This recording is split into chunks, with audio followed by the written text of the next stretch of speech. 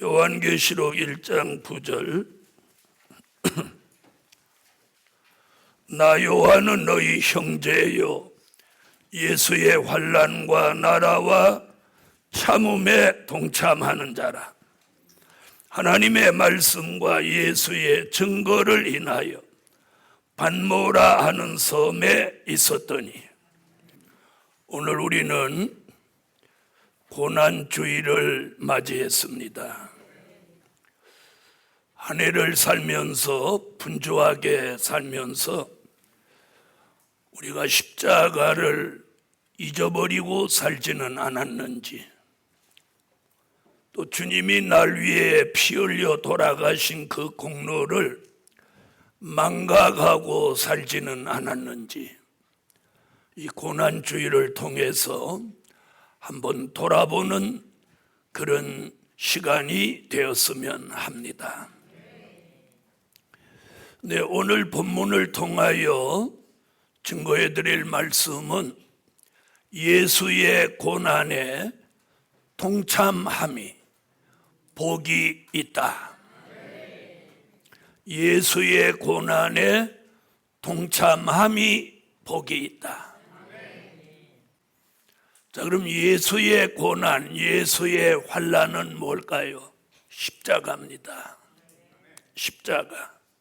그래서 첫째, 십자가를 지신 예수님. 자, 마태복음 27장을 한번 찾아주세요. 마태복음 27장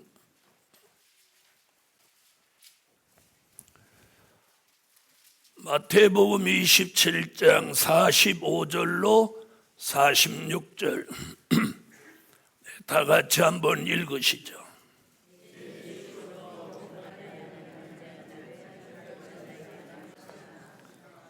아멘.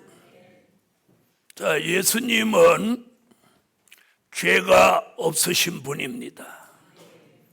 근데 그분이 십자가를 지시고 돌아가신 이유는 우리의 죄를 대속하시기 위함입니다. 누가복음 22장 39절로 44절을 보면 예수님의 겟세마네 동산의 기도 내용이 나옵니다.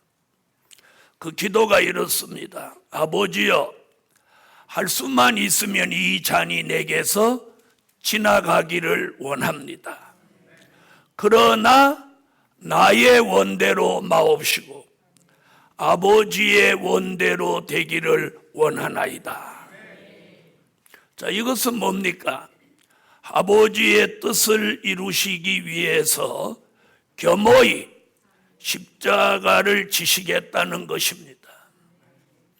자, 예수님이 십자가를 지신다는 예언은 이사야 53장 1절부터 12절 전장에서 하나님의 아들 예수 그리스도가 십자가 지실 것을 이사야가 예언을 했습니다. 그 예언이 마태복음 27장에 와서 예수님이 십자가를 지시는 겁니다. 자, 다 같이 이사야 53장 전장을 다 읽으면 시간이 많이 가니까 아주 중요한 부분, 이사야 53장 4절로 5절을 찾으시겠습니다. 이사야 53장 4절로 5절. 자, 찾으셨으면 읽어주세요.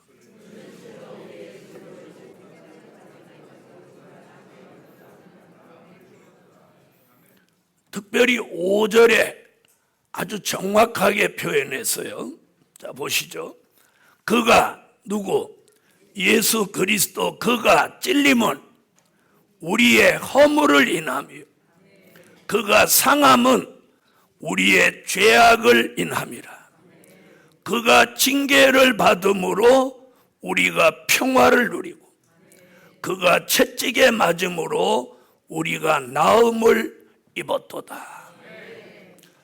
여러분, 한마디로 예수 그리스도의 고난은 우리에게 평안과 화평과 자유함과 그리고 허물과 죄에서 용서받는 결정적 역사가 된 것입니다. 자, 여러분, 말이 그렇지 머리에는 가시면류관을 쓰셨습니다. 그냥 가만히 가시면류관을 올려놓은 게 아니라 이렇게 눌러서 그 가시가 머릿속에 박히도록 면류관을 씌웠습니다.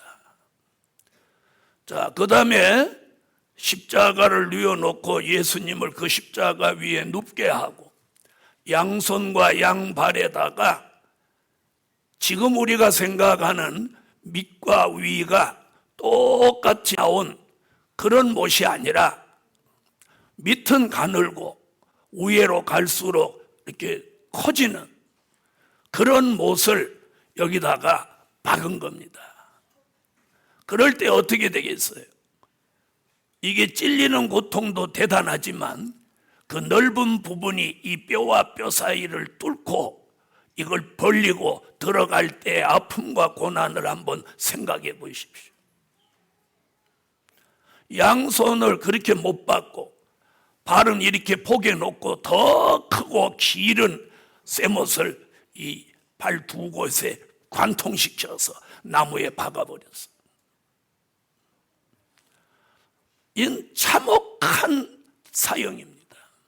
그렇게 해서 이렇게 십자가를 이렇게 세웠습니다. 그럼 그 못에 매달려 있는 거예요.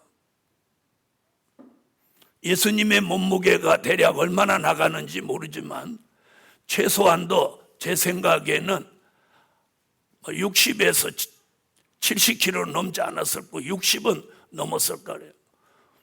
보통 남자들의 보통 중량이 65에서 70 그 사이니까. 그러면 그 중량이 매달려 있는 그 아픔이 어떻겠습니까? 그런데 로마 군병이 예수님의 옆구리를 창으로 찔러버립니다. 이게 십자가입니다, 여러분. 그 예수님의 고난이 우리에게 그가 찔림은 우리의 허물을 인하며 그가 상함은 우리의 죄악을 인함이라. 우리는 그 십자가를 통해서 죄사함을 받고 오늘 여기까지 왔는데도 우리는 또 범죄합니다. 또 범죄합니다. 자, 또 범죄하는 일을 히브리서 6장 4절로 6절에 뭐라고 하냐면 예수님을 2번 십자가에 못 박는 것이라. 예루살렘 교회 여러분, 우리는 예수님의 십자가의 공로로 죄사함을 받고 여기까지 왔습니다. 이제는 예수님을 십자가에 2번 못 박는 그런 범죄자가 나오지 않았으면 합니다. 히브리서 9장이 12절로 14절에는 이렇게 말하고 있습니다. 황소의 피나 염소의 피로 우리의 죄를 사함받지 못하고 이제는 보배로운 어린 양 예수 그리스도의 피가 우리의 죄를 영원히 속죄하셨다.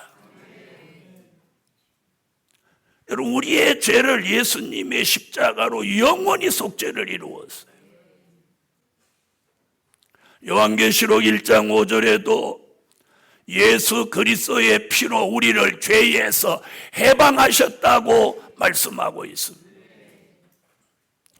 그가 찔림으로 인해서 아픔과 고통을 겪음으로 우리는 자유함을 얻었고 평안함을 얻었습니다.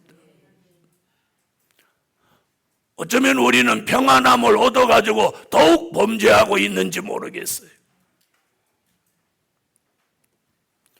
그러므로 오늘 이번 고난주의를 통해서 예수님의 십자가를 특별히 생각하며 입으로, 머리로, 마음으로, 몸으로, 생활로 다시는 범죄하지 않는 그런 삶을 저도 여러분도 살아야 하겠습니다. 예수님은 현장에 가늠한 여인을 붙들어 와서 그 시대 사람들이 돌로 쳐 죽이려고 합니다. 그때 너희 가운데 죄 없는 자는 이 여인을 돌로 쳐라.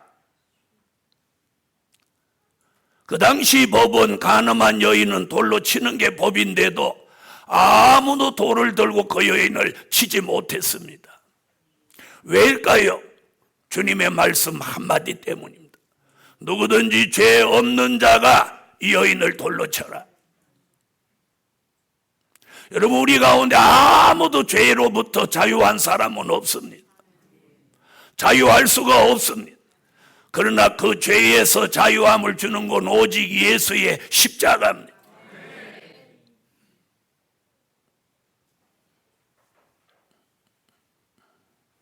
예수님은 가늠한 그 여인에게 이렇게 말씀하셨습니다.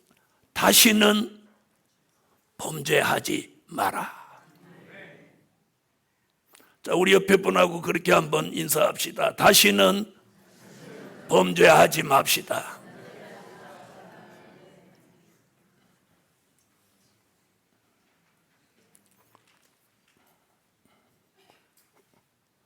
예수를 오래 믿으면 이 죄에 대한 의식과 죄에 대한 인식이 희미해지는 게 문제입니다. 예수 믿은 지 오래 안 되고 갓 은혜를 받은 사람은 죄를 굉장히 무서워하고 두려워합니다. 그런데 예수를 오래 믿으면 죄에 대한 두려움이 어쩌면 사라졌는지도 모릅니다. 왜? 예수의 십자가로 사함받았기 때문에, 또 사함받을 수 있기 때문에, 또 회개하면 용서받을 수 있기 때문에, 어쩌면 그것이 우리로 하여금 죄에 대한 의식과 인식에 더 흐려지게 하지는 않았는지 오늘 돌아보아야. 그래서 오늘 십자가를 지신 예수를 오늘 우리가 깊이 생각하고, 그 예수님이 우리 죄를 위해 돌아가신 그 십자가의 공로가 의미 없어지는 삶을 우리가 살아서는 안 된다는 거예요. 그래서 오늘 사도 요한이 이렇게 말합니다. 뭐라고? 나 요한은 너희 형제요, 예수의 환난과 나라와 참음에 동참하는 자라. 두 번째, 예수님의 고난에 동참한 순교자들. 자, 다 같이 요한계시록 6장 9절로 11절을 찾으세요.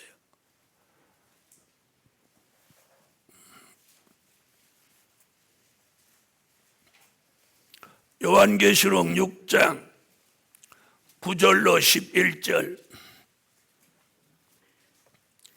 자, 찾으셨으면 읽어주세요.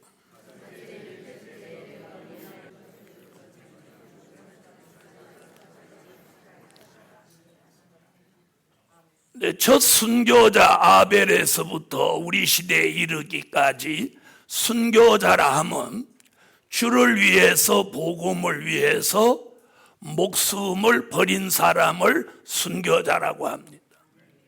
사고로 죽었거나 늙어 죽었거나 또 병들어 죽은 사람을 말하는 게 아니고, 꼭 주를 위해서, 복음을 위해서 목배임을 받은 사람, 주를 위해서 죽은 사람만 순교자라고 하는 겁니다.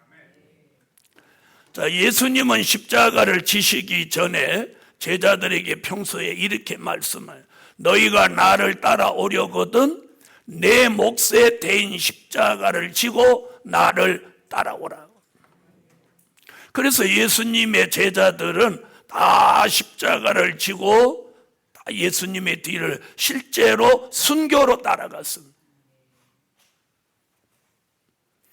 우리가 예수 그리스도를 따라가는 데는, 바로 따라가려면 반드시 고난이 있습니다. 그것을 때로는 가정적인 십자가, 개인적인 십자가, 또 이렇게 표현하기도 합니다. 그래서 내 가정에 예상하지 못했던 일이 끊임없이 나를 힘들게 할 때 우리는 그것이 나의 십자가다, 이런 고백을 할 때가 있습니다. 순교자들은 자기 가족이나 가정 이런 걸 생각하지 않았어요. 가족이나 가정을 생각한 사람은 절대로 순교할 수 없습니다. 아무것도 생각하지 않고 누구만을 위해서, 오직 주만을 위해서 목숨을 내어놓았어요. 그래서 히브리 11장 35절에도 보면 악형을 받은 자는 더 좋은 부활을 얻는다. 성경은 이렇게 말씀하고요. 순교자가 살아나는 부활을 뭐라고? 더 좋은 부활이라고 합니다. 요한계시록 20장 4절로 6절에서는 그것을 뭐라고 하냐면 첫째 부활이라고 합니다. 순교자와 인마진종이 함께 살아나서 천년왕국 그리스도의 나라의 왕과 제사장으로 참여하니 이 순교자에게 돌아가는 축복이 이렇게 크다는 거예요.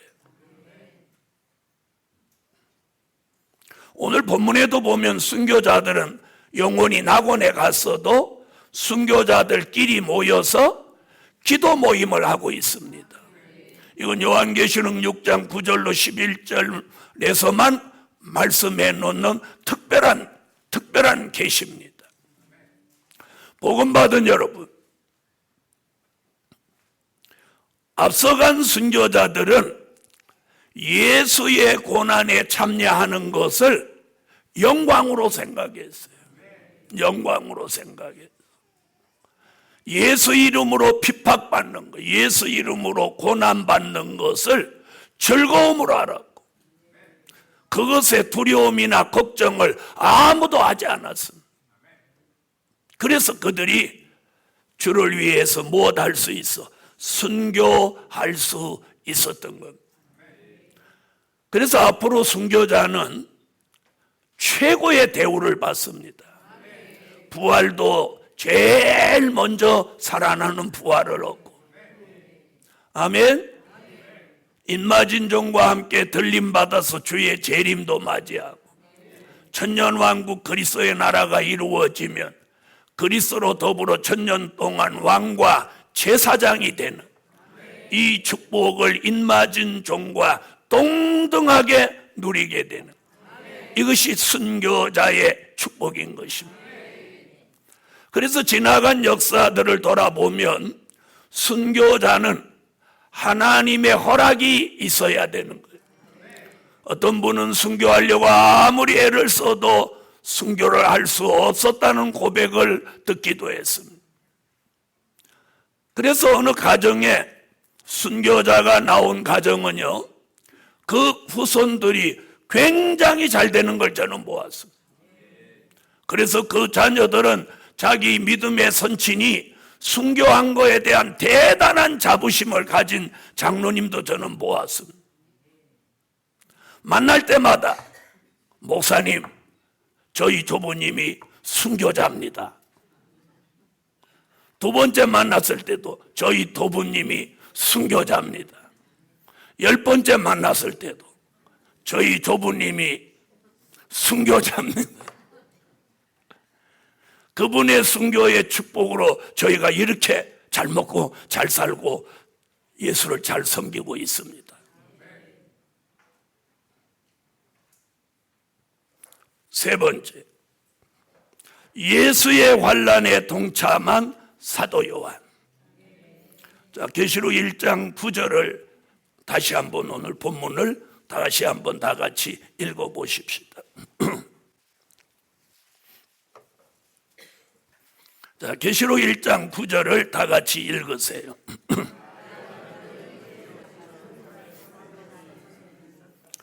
자, 사도 요한은 지금 그렇게 고백합니다. 뭐라고? 나는 예수의 환난에 동참했기에 그 나라에도 동참할 것이다. 이렇게 말합니다. 그리고 나는 하나님의 말씀과 예수 그리스도 그 십자가 증거로 인해서 내가 지금 반모섬에 와 있다. 오늘 말씀을 잘 들으면 은혜 받습니다. 자, 예수의 환난에 동참한 사도 요한. 자, 그럼 사도 요한은 예수의 환난에 어떤 동참을 했냐?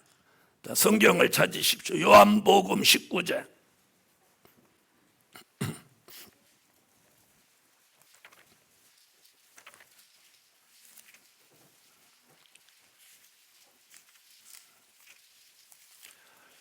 요한복음 19장 25절로 27절을 다 같이 한번 요한복음 19장 25절로 27절 읽으세요.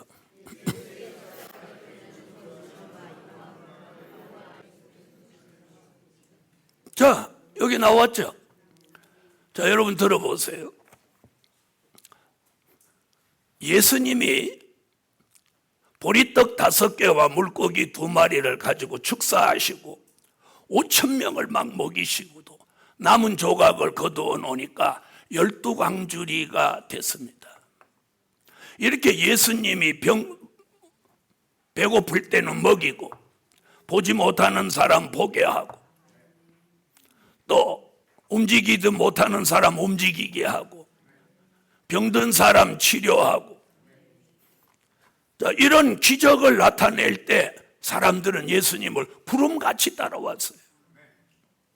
그런데 막상 그 주님이 십자가를 지시고 돌아가시는 그 마당에는 아무도 오지 않았어요.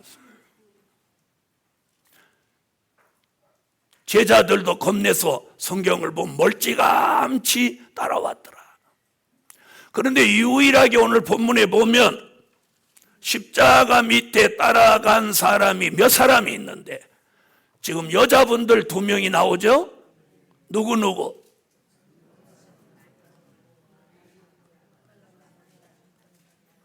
자, 거기 여자분들이 몇 번 나옵니다. 자, 그리고 유일하게 예수님의 제자 한 사람이 거기 십자가 밑에 따라가 있는데 그 사람이 바로 성경의 기록에 사랑하는 그 제자라고 이렇게. 사랑하는 제자. 그 사랑하는 제자라는 말 거기에 놓고 요한복음 21장 저 끝에 가면 저 사랑하는 제자는 어찌 되겠습니까? 이렇게 물어봤으니 그 사랑하는 제자가 바로 사도 요한인 거예요. 우리가 알기에는 예수님의 12제자 중에서도 나이가 가장 연소한 사람이 사도 요한이라고 알고 있습니다. 자, 그러면 예수님이 이렇게 말씀했어요. 마지막 날 밤 만찬석에서 나와 함께 떡그릇에 손을 댄 자들 중에서 나를 팔 자가 있다. 발칵 식탁 자리가 벌컥 뒤집혔습니다. 아니, 우리 중에 누가 예수를 판단 말이냐? 우리 중에 누가 스승을 판단 말이냐? 모든 제자들이 내니까 하고 물어봅니다. 그때 사도 요한은 예수님의 품에 의지해서 이렇게 말합니다. 주여, 주를 팔 자가 니시오니까. 아멘 안 하시는 분은 내니까 쪽이야.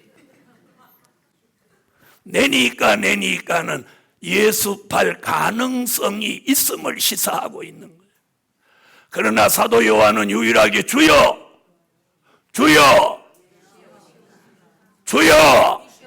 니시오니까 나는 예수님을 팔 가능성이 없다.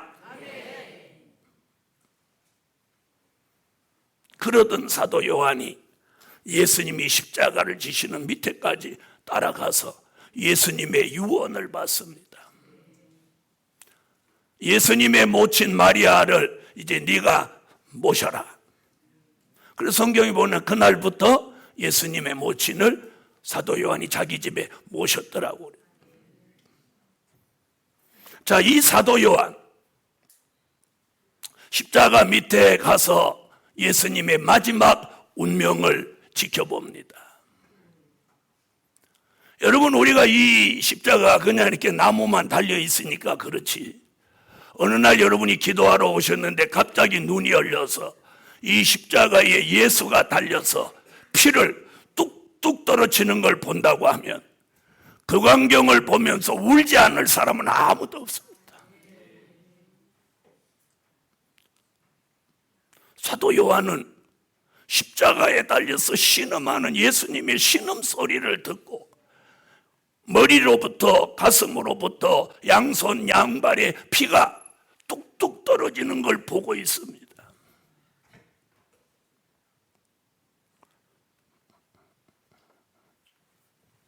우리 시대 사람들은 그런 말을 합니다. 자식이 죽는 것을 부모가 볼 수가 없다고. 그리고 자식이 부모보다 먼저 죽으면 부모는 그 자식을 가슴에 묻는다고. 근데 사도 요한은 자기가 사랑하는 예수 그리스도, 자기의 스승이 지금 돌아가셨는데 아무것도 할 수 있는 게 없습니다. 피를 닦아드릴 수도 없고 그 고통을 대신 참아드릴 수도 없는 그 모습을 보았을 때 사도 요한이 얼마나 슬펐겠어요. 여러분, 우리가 예수님 피 흘려 돌아가시는 십자가 밑에 서 있다고 한번 오늘 추측해 보십시오. 상상해 보십시오. 아마 우리 마음도 찢어지도록 아플 거예요. 여러분도 그렇겠지만 저도 어느 날 중생할 때, 중생하기 전에는 십자가 얘기를 한만 들어도 감각이 없었어요. 감동이 없었어요. 그런데 중생하는 그날 예수님의 십자가가 내 눈앞에, 내 마음속에 역사하는데 눈물을 펑펑 쏟았습니다.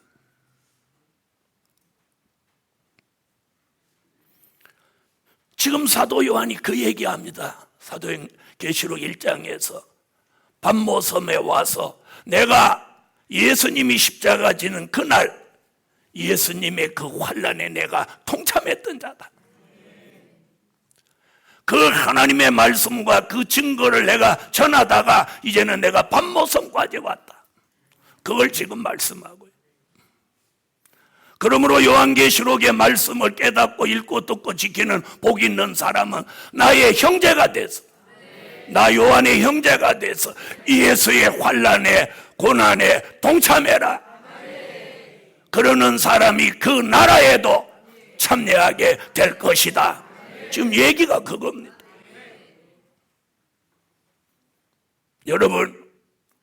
여러분은 예수의 환난에 동참하기 위해서 뭘 올 한 해도 얼마나 하셨습니까? 전도하다가 고난을 받으셨습니까? 연보하다가 환난을 겪으셨습니까? 아니면 봉사하다가 아픔이 있었습니까? 식당에서 접시를 몇 개나 씻으셨습니까? 주를 위해서. 주를 위해서 눈을 뺀 적이 있습니까? 팔을 잘라 드린 적이 있습니까? 우리가 예수를 위해서 어떤 고난을 겪으셨습니까? 오늘 주님이 나타나서 네가 나를 위해서, 복음을 위해서 겪은 고난이 있으면 오늘 써내봐라. 그리고 종이를 한 장 줘서 거기다가 네가 나를 위해서 겪은 고난이 무엇인지 몇 가지나 되는지 써내라고 한다면 여러분은 몇 가지를 자신 있게 써낼 수 있으시나요? 될 일의 말씀을 전하지 못해서 안타까워 울어본 적이 있습니까? 이 될 일의 말씀을 전파하지 못해서 안타까워서 격동받아서 눈물로 호소한 적이 있습니까? 이 복음을 전해보려고 청인신문을 들고 집집마다 교회마다 달려다닌 적이 있으십니까? 새해에 들어와서 3, 4개월 동안 주를 위해서 여러분이 고난을 겪은 게 무엇인지 한번 말씀해 보세요. 오늘 우리 교회 성도들이라면 전부 이 16절에다가 한번 1, 2, 3, 4, 5, 6, 7, 8, 9, 10 내가 주를 위해서 복음을 위해서 어떤 고난을 감수했는지 한번 써보시라는 거예요. 과연 몇 가지나 쓸 수 있습니까? 10가지, 5가지, 아니면 100가지, 아니면 한 가지도 못 쓸지도 모르겠죠.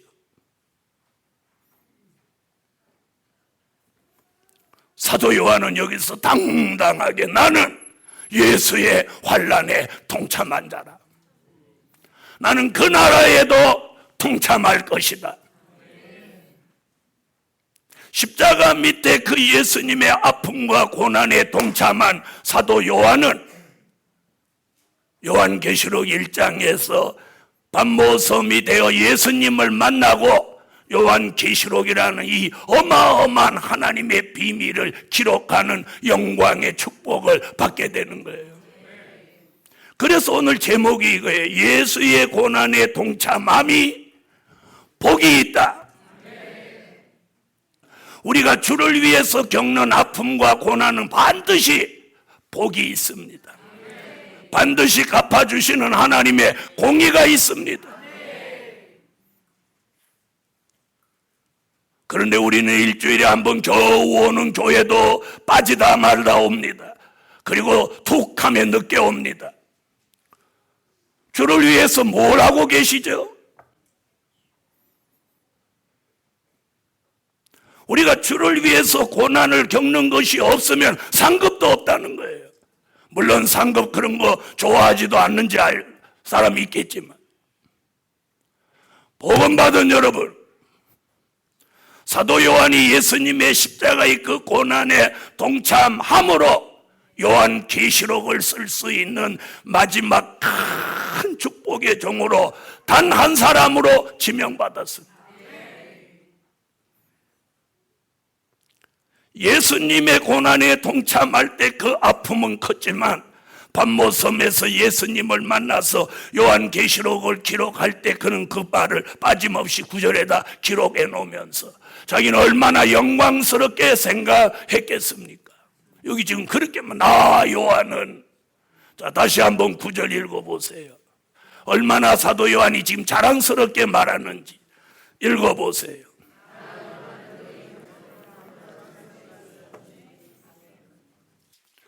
여러분, 예수님과 우리 믿음의 선조들은 예수 이름으로 핍박받고 고난에 참여하고 그랬는데, 우리는 예수의 이름으로 고난을 받는 게 아니라 예수의 이름으로 대접을 받습니다. 예수의 이름으로 사랑을 받습니다. 예수의 이름으로 영광을 받고 있습니다.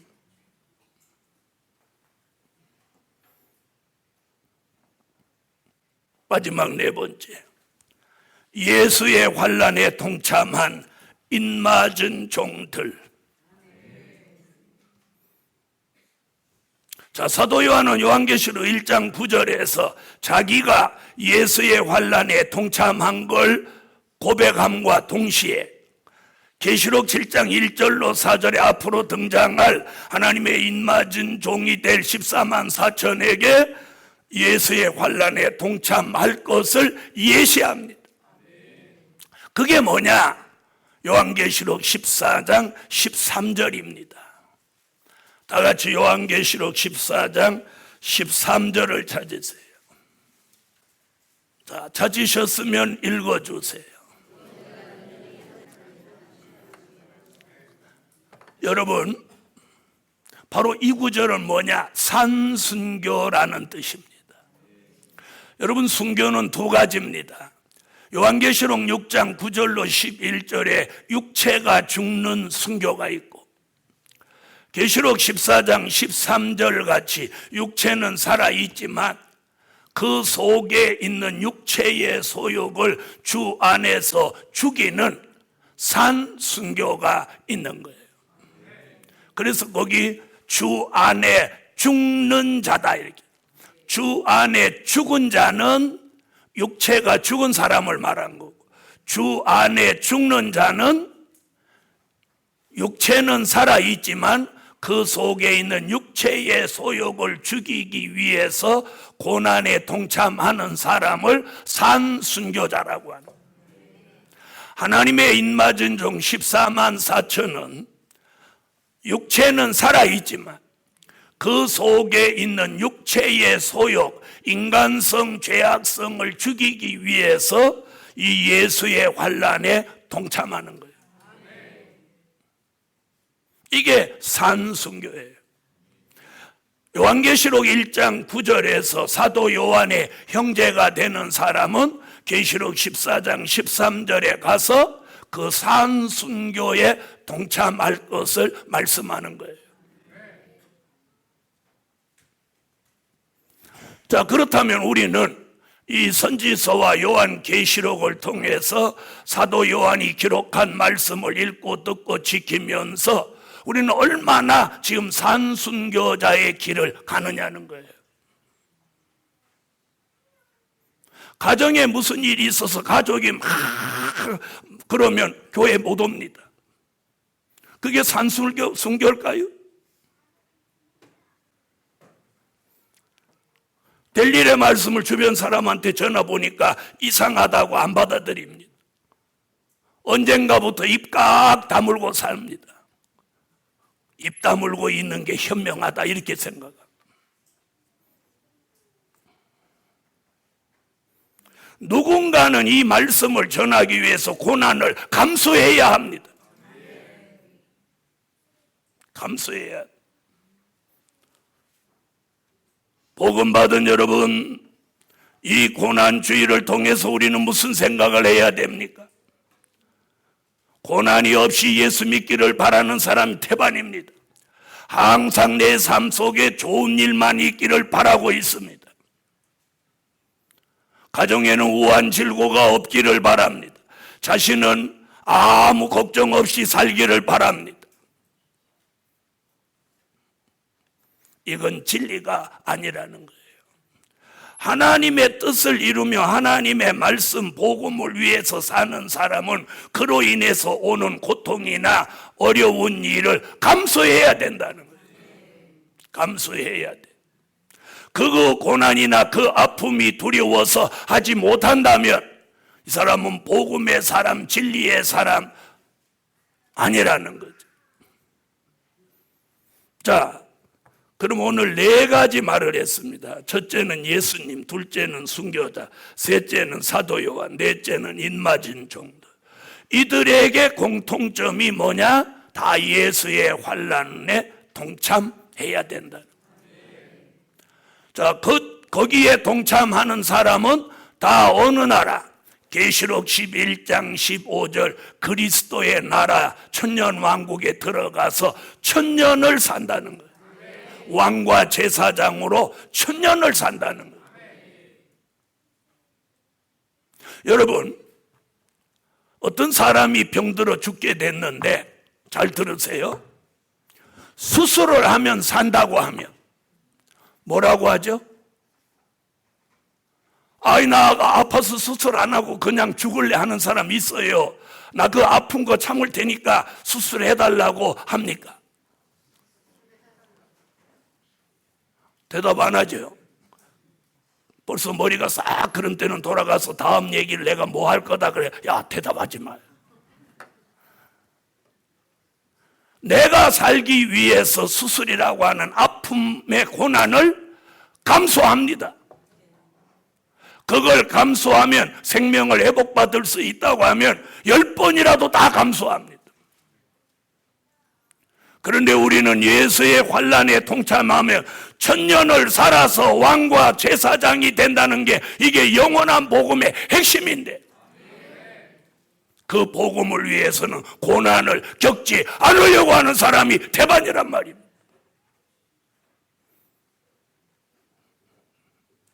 복음 받은 여러분 저 마음속에서 무슨 소리가 오늘 들려오나요? 그래도 고난은 받지 말합니까? 고난을 두려워하지 말합니까? 대답 없는 아멘도 안 하는 거 보니까 아무 소리도 안 들리는군요. 저 마음 밑바닥에서 아무 소리도 안 나는 사람은 죽은 겁니다.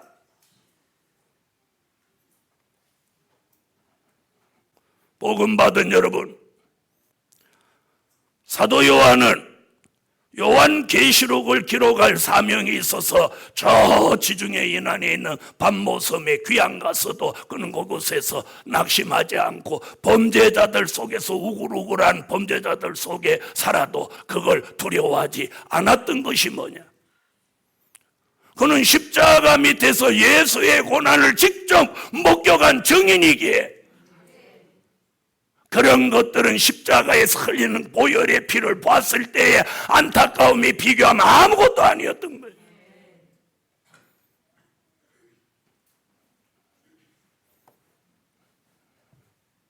복음 받은 여러분, 예수님이 십자가를 지시고 3일 만에 부활하시니까 예수님에게 어떤 축복이 왔나요? 전 세계 사람이 구원받으려면 예수 이름 없이는 구원 못 받아. 사도행전 4장 10절로 12절에 이 세상에 구원받을 다른 이름은 우리에게 주신 적이 없신 곧 나사렛 예수 그리스도 이름 외에는 구원받을 어떤 이름도 주신 적이 없어. 어떤 억만 죄악 가운데서도 그 죄를 사함 받으려면 예수의 십자가 공로를 말하지 않고는 회개할 수 없고 죄사함 받을 수 없어. 세례도 예수의 이름으로, 축복도 예수의 이름으로, 귀신을 쫓아내는 것도 예수의 이름, 기도도 예수의 이름, 구원도 예수의 이름, 오직 예수 이름 하나로 구원받는 길밖에는 다른 길이 없으니 예수님의 십자가 뒤에 온 은혜가 축복이 뭡니까? 예수 이름. 그 이름이 세계적인 이름이 국경이나 인종이나 민족의 차별이 없이 누구든지 예수의 이름만이 구원의 이름인 거예요. 눈 번쩍 뜨고 아멘해요.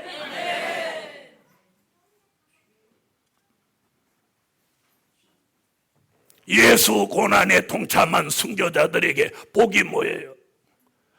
그 아픈 고난을 겪은 만큼 더 좋은 부활을 주시고 예수의 재림을 영접하게 하고 1000년 동안 그리스도를 섬기며 왕과 제사장이 되는 축복을 주는 거예요.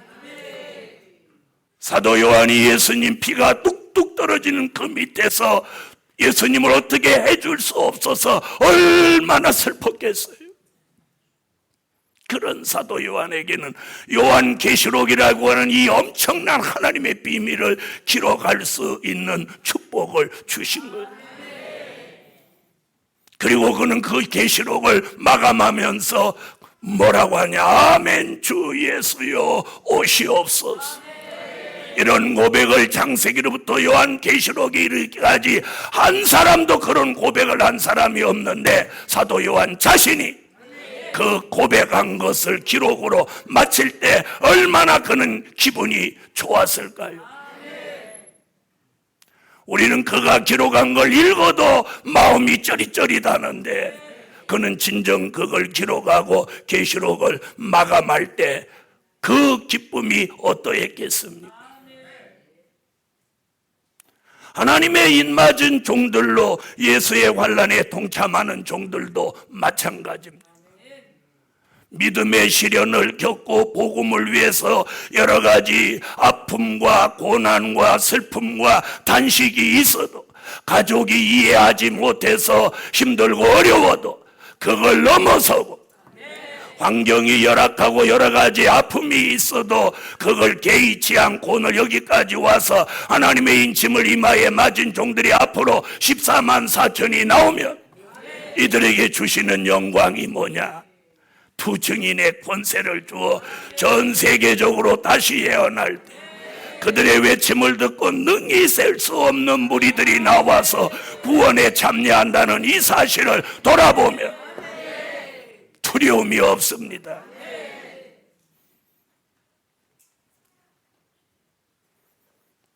이것이 오늘 예수 고난에 동참함이 복이 있다.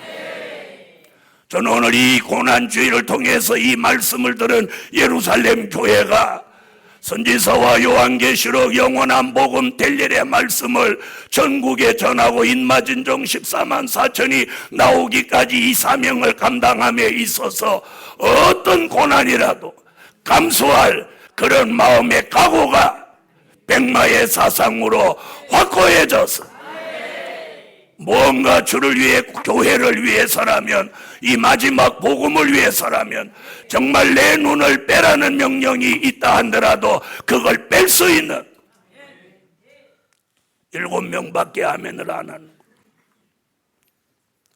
그런 백마의 사상 확고한 믿음이 저와 여러분을 주관해 주시는 그런 결정적 고난 주일이 되시기를 예수의 이름으로 축원합니다. 예수는 우리를 위해서 돌아가셨지만 우리는 주를 위해서 죽고자 하면 살게 된다고 그래요. 그러나 살려고 하면 결국 죽게 된다. 여러분, 죽고자 하면 살게 된다. 주는 우리를 위하여 돌아가셨지만 우리는 주를 위해서 죽고자 하면 주님은 살게 된다고 약속하신 것이 주의 말씀입니다. 무엇이 두렵고 무엇이 걱정이 되죠? 왜 가족이 두렵죠? 왜 아들이 두렵죠? 왜 딸이 두렵죠? 왜 남편과 아내가 왜 두려운 거예요? 아직도 그 수준을 못 넘어서셨나요? 예수 믿은 지가 몇 년이고 이 복음 받은 지가 몇 년인데 아직도 가족의 그걸 못 넘어선단 말입니까? 그렇다면 예수의 죽음이 헛되다는 겁니까? 우리를 위해 돌아가신 예수의 죽음이 헛된 거예요. 나는 너를 위해 죽었는데 너는 나를 위해서 무엇을 할 수 있느냐? 고 묻는다면 무엇을 할 수 있다고 여러분은 대답하실랍니까? 주일날 교회에 오는 것만도 대단한 줄 아세요, 주님? 11조 안 떼먹는 도둑놈으로 살지 않는 것만 해도 그냥 주님 100점을 주세요. 이렇게 말하실 수 있습니까? 그래도 늦게 오는 것 같아도 11시 5분까지는 옵니다. 이렇게 말씀하실 겁니까? 우리는 이번 고난주일을 통해서 예수님이 나를 위해 돌아가신 그 공로를 망각하면 안 되는 거예요. 망각하면 안 돼요. 하나님의 아들 예수의 독생자의 생명을 들여서 우리를 죄 가운데서 건져내셨어요. 그분이 하나님 우편에서 손들고 기도함으로 저와 여러분이 여기까지 올 수 있었던 거예요. 여러분의 영성이 대단해서 텔일의 말씀을 듣고 깨달은 거 아니에요. 주님이 우리를 사랑하시고 지명하셔서 귀를 열어 듣게 하고 눈을 열어 보게 한 거예요. 그런데 주일날 겨우 와서 예배드리고 점심 한 그릇 드시고 그냥 주르르 가시는 것. 그 모습을 주님이 보실 때 십자가에서 옆구리 장난을 받아서 아팠던 그 마음보다 더 아픔이 있다는 걸 여러분은 생각해 보셨냐는 거예요. 아시겠습니까? 내가 너를 위하여 십자가에 달려 돌아갔는데 주의 하루도 못 지켜서 가느냐? 창을 받아서 아팠던 그 아픔보다 여러분이 믿음으로 살지 않는 걸 보고 더 아파하신다는 걸 여러분 오늘 아셔야 된다 이 말이에요.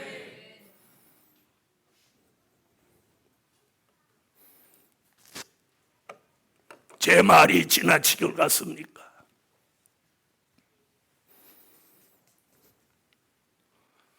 결론은 하나님의 공의가 시행되는 축복이다. 여러분, 하나님의 공의는 시행됩니다. 자, 데살로니가 후서 1장을 다 같이 찾으십시오.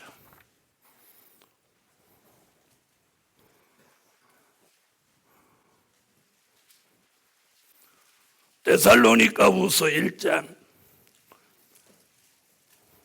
5절로 10절입니다. 자, 찾으셨으면 다 같이 읽어주세요.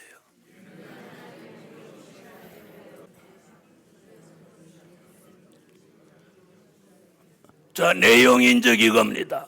환난 받게 한 자에게는 환난으로 대갚아 주시고, 주를 위해서 환난 당한 우리에게는 안식으로 갚아 주시는 것이 하나님의 공이다.